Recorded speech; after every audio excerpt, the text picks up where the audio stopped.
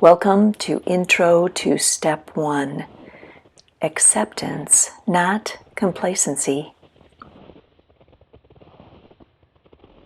In early recovery, we are exploring ways to ease the maintenance of sobriety, to propel the journey, to take you from where you have been, to help you achieve your goals, and to take you into your future of recovery. Today, during this moving meditation, we will explore Step 1 as we chronicle the steps as a pathway for recovery. Step 1. We admitted we were powerless over alcohol and drugs, that our lives had become unmanageable. This step is about accepting a personal limitation.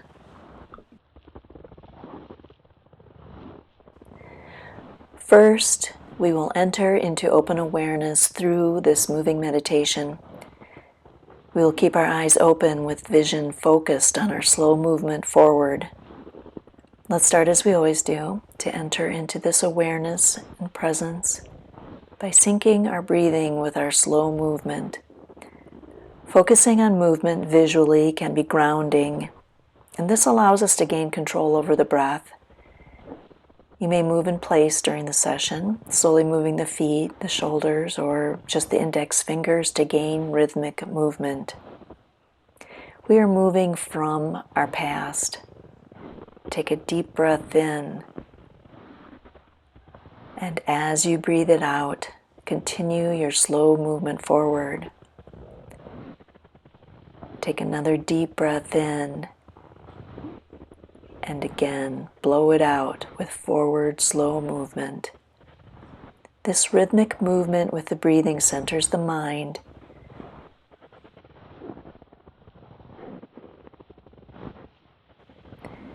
The process or stages of admitting that I am powerless over alcohol or drugs is firstly, acknowledging I have a problem. Secondly, acknowledging that alcohol or drugs is causing the problems. And thirdly, admitting I can't control my limit. I need to stop. Unmanageable relates to how an inanimate object such as alcohol can control your thoughts, your actions, your relationships, your emotions. Admitting that one is powerless, paradoxically, gives you strength. Step 1 makes perfect logic. I identify that there is a problem, and then I try to solve it. Let us continue to take deep breaths as we feel this truth settle and feel right. Sometimes there are emotions or reactions rather than a sense of peace in being with this truth.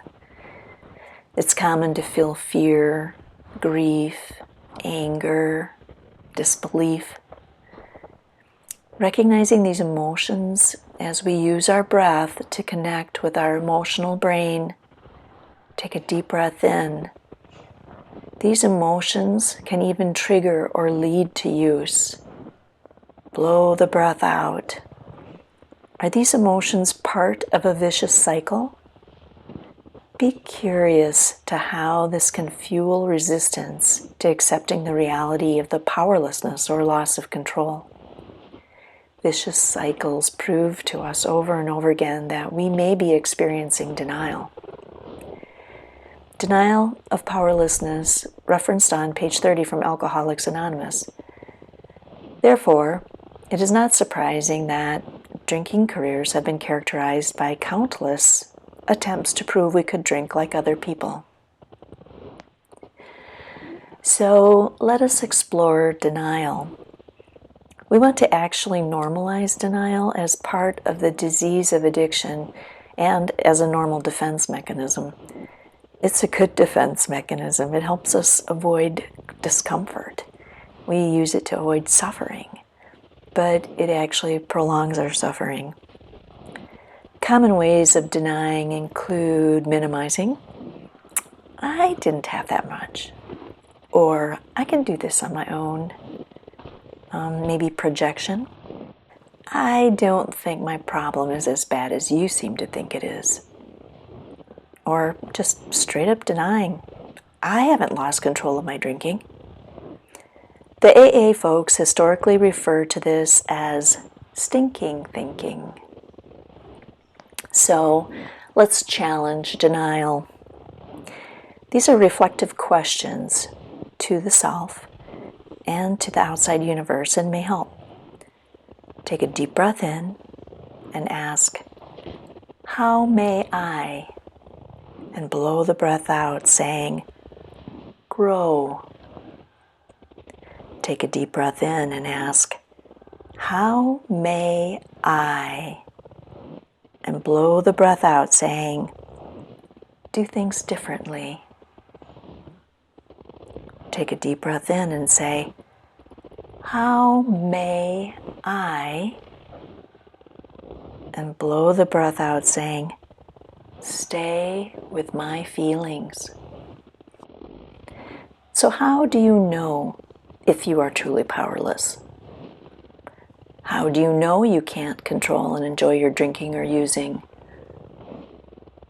By asking these questions, we are challenging denial. Well, the answer is, if you can't consistently make the right decisions regarding alcohol or drugs, if you find you're going to go on the rest of the ride whether you want to or not, if your mind forgets the pain and has the illusion that you have control, that is true powerlessness. Sometimes it is helpful to look at markers of loss of control, which are basically negative consequences from drinking or using, like maybe a DUI, or maybe spending your basic needs money on drugs or alcohol, maybe being hurt physically or medically, like liver problems or hepatitis. The thing is, drug use can affect your ability to think clearly, even when you are sober. This is because addiction is a brain disease. Remember the stinking thinking? This contributes to continued use and continued resistance to acceptance.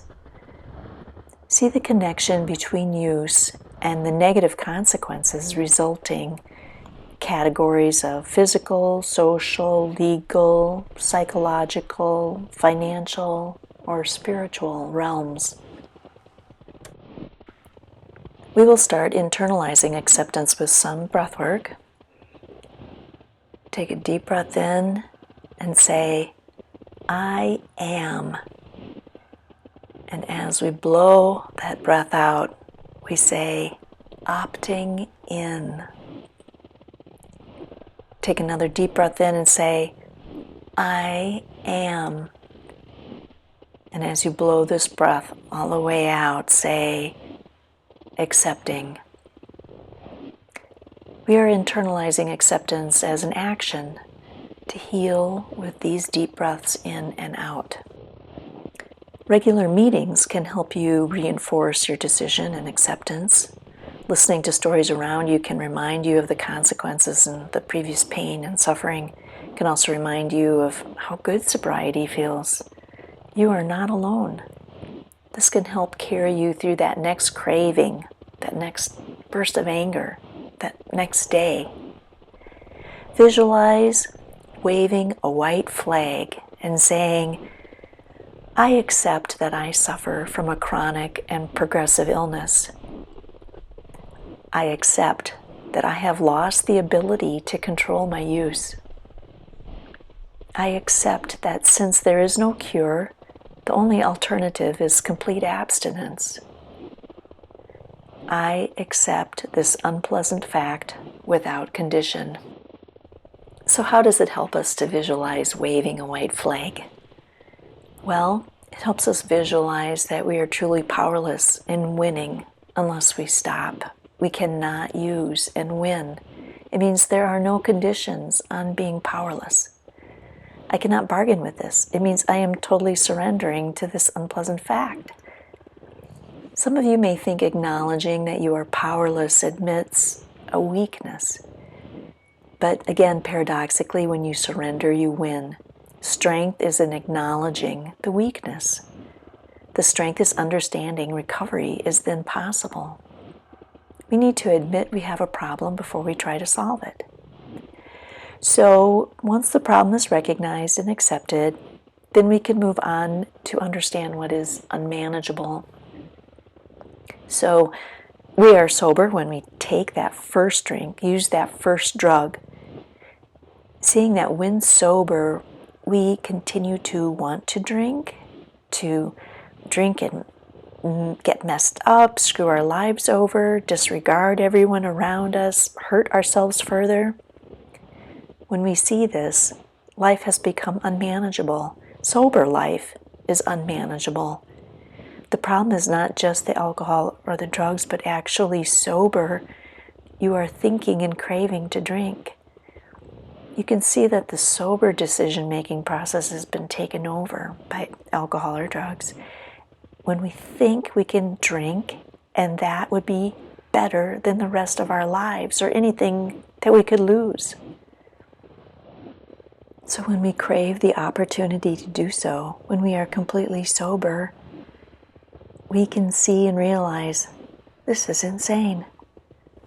That is unmanageable. Let us visualize waving that white flag once again and saying, I accept that even when I'm sober, I try to hurt myself and others around me thinking about picking up. This is unmanageable. I accept that I am actively wanting to heal rather than complacently allowing a downward spiral. Well, what can happen next is the appearance of wisdom and compassion. Surrendering to the desire to be alive, for opting in, this is not complacent. This is an active choice to be well. As we get ready to part, take a deep breath in and feel the wisdom you are gaining about yourself. Feel the compassion. Once you understand that you have been suffering, this wisdom and compassion will help you see that healing is possible. This can provide motivation to learn new tools, practice new skills, and feel good about yourself. Do the work to heal. You can do this. Continue to practice sobriety and feel your body and life change. Enjoy your sobriety.